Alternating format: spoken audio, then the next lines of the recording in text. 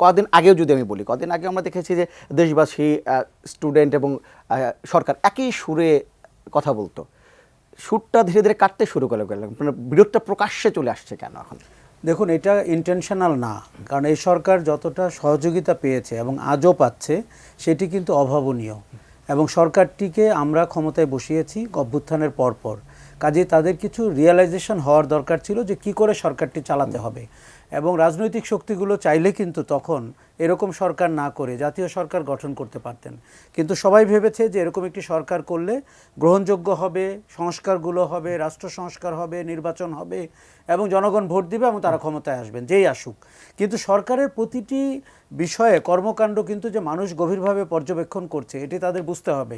দেখুন, সরকার গঠন হয়েছে তখনই আমরা বলেছি যে এই উপদেষ্টারা কোত্থেকে এলেন এবং কারা করলেন। রাজনীতিবিদরা করলেন, সেনাবাহিনী প্রধান করলেন, নাকি চুপ্পু করলেন, নাকি প্রফেসর ইউনূস করলেন, নাকি প্রফেসর ইউনূসের নাম দিয়ে কেউ করলেন, নাকি ছাত্ররা করলেন, নাকি ছাত্রদের ঘাড়ে বন্দুক রেখে কেউ করলেন।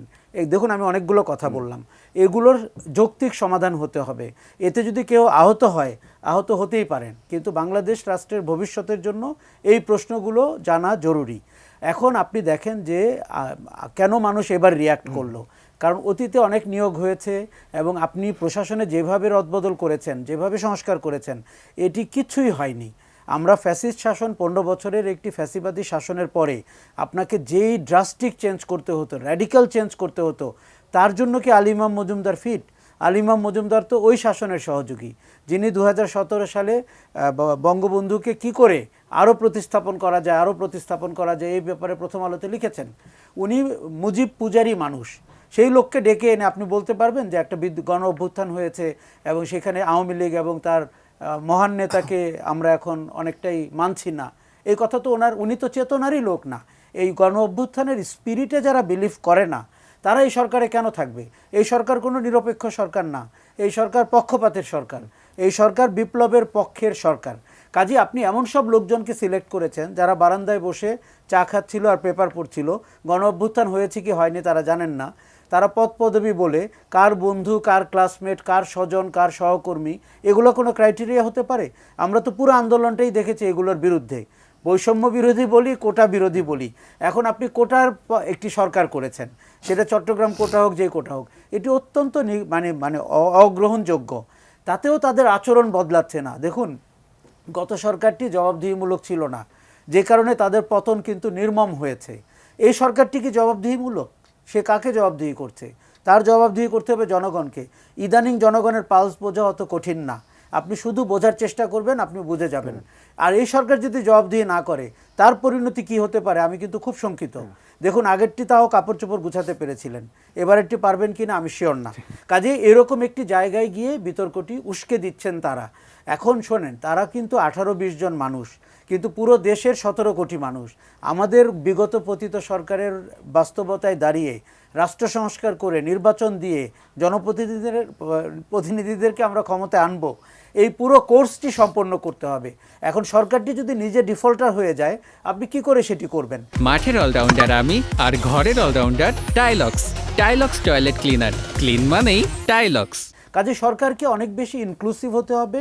দেখুন, এখানে উষ্মা প্রকাশ করলে হবে না, ইগোসেন্ট্রিক হলে হবে না।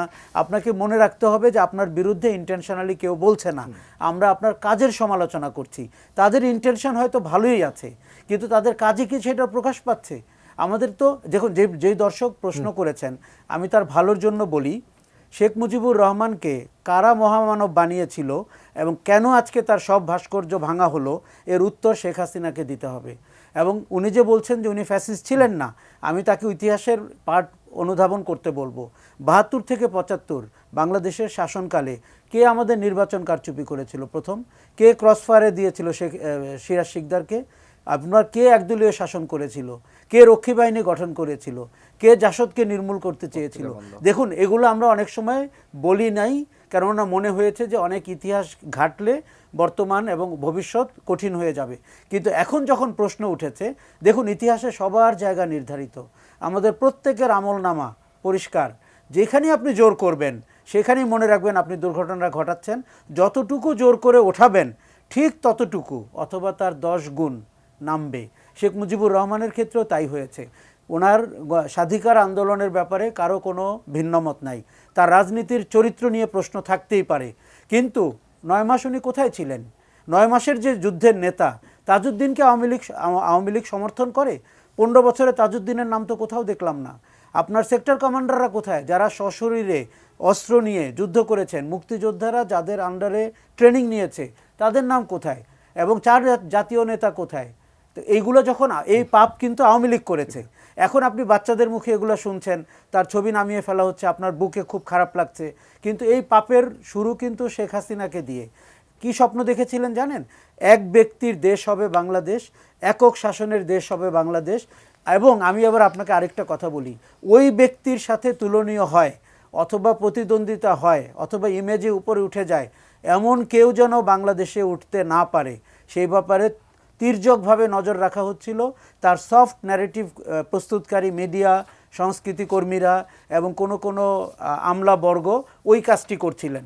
বাংলাদেশে যেন আর কোনো তরুণ বা কোনো তরুণী কোনো পেশা থেকে, কোনো জায়গা থেকে মাথা উঁচু করতে না পারেন, এবং বাংলাদেশের একজন নোবেল লরিয়েটকে নিয়ে যেন আমরা গর্ব করতে না পারি, এবং বিশ্ব যাকে নিয়ে মেসমারাইজ, তাকে দেশে কথা বলা, তাকে নিয়ে কথা বলা অলমোস্ট নিষিদ্ধ হয়ে গেছিল। এটা পাপের প্রায়শ্চিত্ত। কতদিন ভোগ করতে হবে আমি জনগণের কাছে ছেড়ে দিচ্ছি, আদালত কিন্তু ঠিক করে দিবে তার রাজনীতি করার অধিকার থাকবে কি থাকবে না।